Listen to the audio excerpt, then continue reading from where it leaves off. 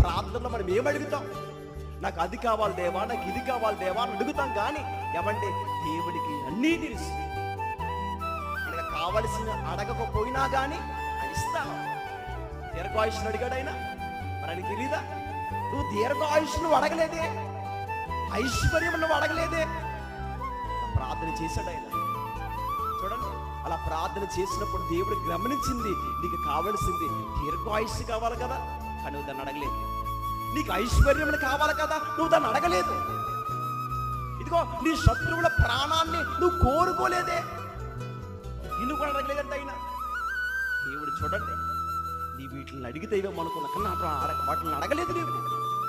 సొలొమోను గారు చేసే ప్రార్థన దేవుడి దృష్టికి చాలా ఇంపైనగా కనపడుతున్నాను.